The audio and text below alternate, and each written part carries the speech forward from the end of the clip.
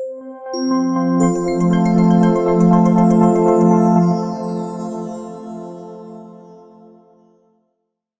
Form Builder, a bit of a background, it's going to take over the current way that you build your income and expenditure forms. So those of you who've used it before, you'll know it's kind of a long list of questions, which you can make a question active or required.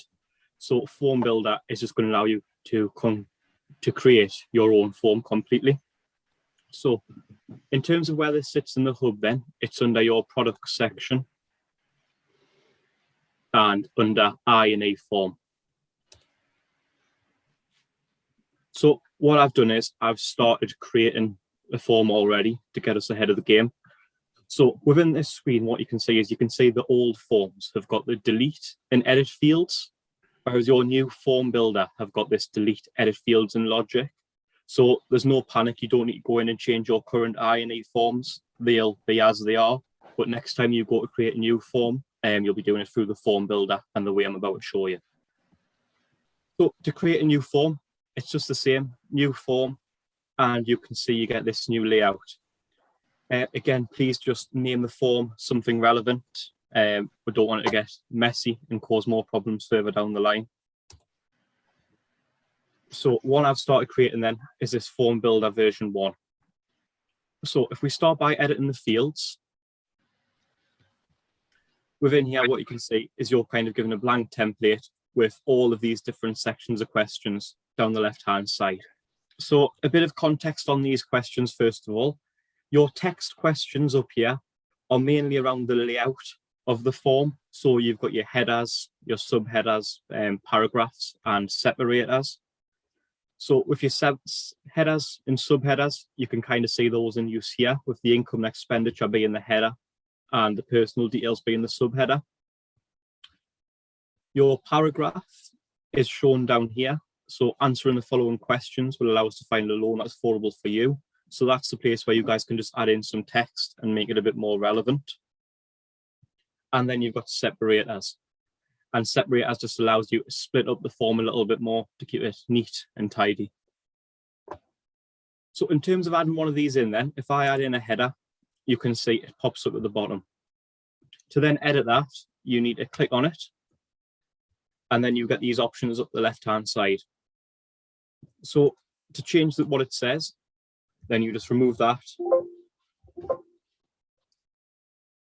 And once you've removed that, you can change it. So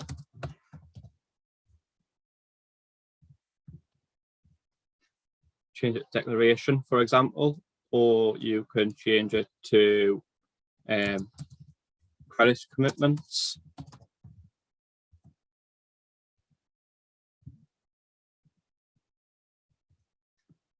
And then what you've got here is you've got the width and the offset. So the width, for example, is the size of that question, how it's shown on the page. And the offset is where it starts, so you can move it across the page.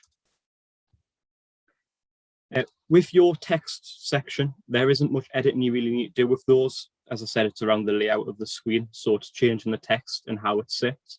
But when we come onto the generic and the specific fields, you'll see the difference with those. So with the generic fields, these are just for any generic question. So a text, what it does is it allows you to ask the question, and that makes it a free type for the member to respond. Again, by clicking on it, you can change what it says in the question. The width and the offset again, just to make it look tidy across the page. You've got the tick box to make it a required question, and pre-fill field.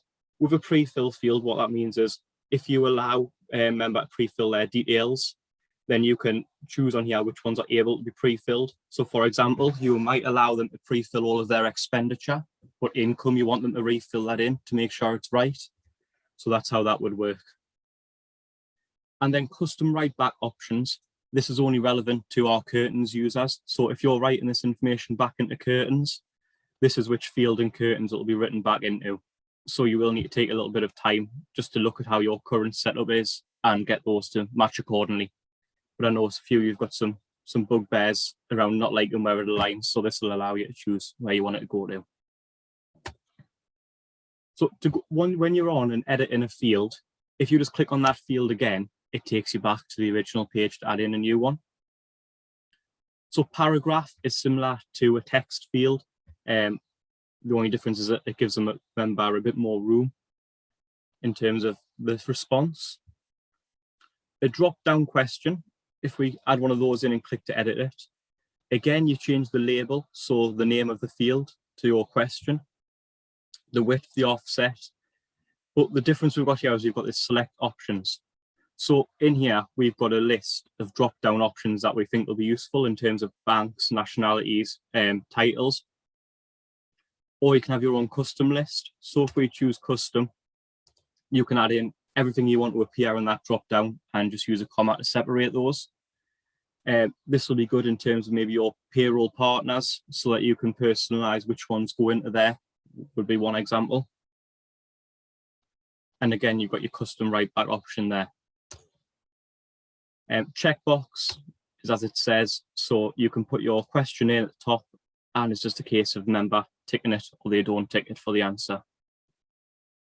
You can see there, once I've clicked onto that field, you've got this red cross. So you can delete any fields anywhere within the page by just using that cross.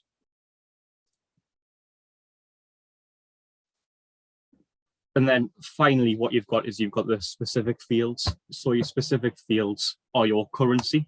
So you can see the way that sets out there if you're asking a question based on income, which is shown up above. So I've got a salary one there and it's asking for the amount. You've also got currency and frequency. And I imagine this will be really good for your income, especially in terms of a salary. So what's the amount and how often is it paid? Benefits as well for your family loans. So you can see if that's a weekly, fortnightly, 4-weekly payment coming in. Date, again, is as you can imagine. So an example up here is that employment start date, and it gives them the date picker. Another one might be when they've moved into their address. Telephone and then email address, again, is as you would expect. It just makes sure that it's a mobile telephone number going in there, and email address, and make sure that it is actually an email address that's being put into that box. On the same as your current form, you've got full control over which questions are required and which questions aren't required. As you can see, those are all held there.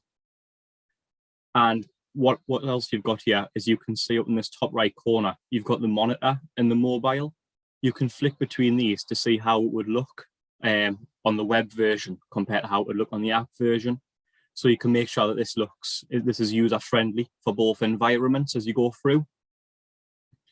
And that's more when the size of your questions and etc. will come into play. So up the top, you've still got your active button. So in order to assign this form to a product, it needs to be active. So then if you go into your product review, you can add this form to a product. And then enable open banking. If you click enable open banking, you then get your INA mandatory, open banking mandatory, and require salary for open banking. So these are all options that are currently available on the current income and expenditure forms. So that's just replicated on here as well. In terms of building the form, that's it. You can drag and drop any sections around to change where they sit on the form. So you don't need to delete and re-add them back in there. And again, you can edit anything you've previously put in. So for example, if I click on that paragraph, the text, that can then be re-edited as you go. I suppose the one downside of this is that you will have to create a new form from scratch, which is a little bit time consuming. But going forward from that, you can just edit it as you go. So it's small tweaks over time, aren't a big deal. So that's creating the form and putting the fields into place. The next thing we need to look at is the logic. So as you know, on the current form, if someone selects unemployed, then it won't ask them the employment questions. So what we've got is we've got an edit logic, which is the way of building that into Form Builder. So under edit logic, you can add in rules here. So for example, if I put in a rule, if they say employment status, and then you've got the condition, so is not, etc. So employment status is, Under the value, you've got a little box underneath that shows the available options. So if you click onto that box, you can see what's expected to be in there. Make sure you've got the right format of that, otherwise the logic wouldn't work. So you can copy and paste these as well. So for example, if I take unemployed there, so employment status is unemployed, hide, and then I might hide the employer name. Another good thing to mention is please just make sure you save as you go through this. There's no automatic save. So when you do a little bit, flick back and hit the save button, please. So you might notice there, all I've done there is I've created a condition for one field, but what you can do is we can group these. So if I jump back for a second and go back into the edit fields, if we look at this income section, first of all, you can see I've got the employment status question, which is a drop down. If we click on employer name, we've got this group option here. And what this means is we can group some fields together. So employer name is within the group employment questions, and so is payroll number. This means that within the logic, I can set it so if employment status is unemployed, I can hide both of those questions. So rather than you having to go in and create 5 rules to hide 5 different questions, you could just group those together and say to hide the group. So in terms of doing that then, just make sure you've got the same group name within the fields that are relevant. You can have as many groups as you want as well. If you come back out of the form and go to look at the logic again, we could say employment status is unemployed, hide, and you can see at the bottom that group is there for employment questions. So that if they are unemployed, it's going to hide any other employment questions. And you can do that in similar ways, for example, for dependents. So if someone says I haven't got any children, hide asking how old the children are, or hide the child benefit question. And you can also do it in the opposite. So rather than hiding questions, you could show extra questions depending on how you want your form to look and work. And also within your conditions, you've got is more than, is less than. So if they said that their income was less than £500, you could maybe open up benefits questions. So that's just another example of how that can be used.